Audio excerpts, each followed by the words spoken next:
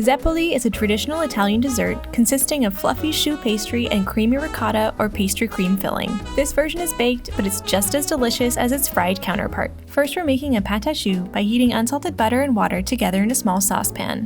While the mixture comes up to a boil, you can prepare your dry ingredients by sifting together 1 cup of all-purpose flour, a pinch or 2 of salt, and 2 teaspoons of granulated sugar.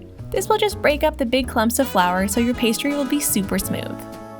So now that the butter and water has boiled, remove it from the heat and add the flour mixture. When mixed together, you should end up with quite a thick, sticky batter. Return the pot to the stove over medium heat and cook the mixture, stirring constantly for about 1 to 2 minutes. You'll notice that the color darkens slightly and the mixture won't be quite as sticky as before.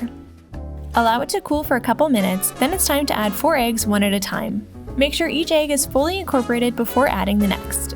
And this will take a bit of elbow grease, since you really want to be sure that the eggs are fully incorporated. But after the 4th has been added, you should see that the color lightens and the mixture will become super smooth and elastic.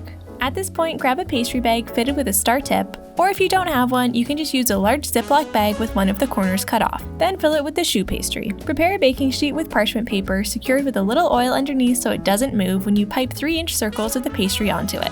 Bake at 425 for 15 minutes, then reduce the heat to 350 for another 10 minutes, then turn off the oven and crack the door open to allow the pastries to cool down slowly for another 10 minutes. And for the filling, it's super easy, just ricotta and powdered sugar.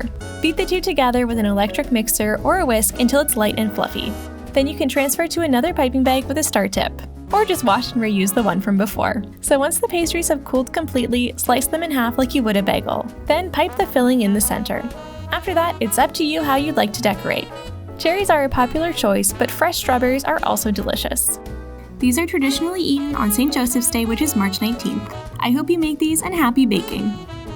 Click on one of these other great videos and subscribe for more amazing recipes. Also, we wrote a book! Click the link in the description to check it out.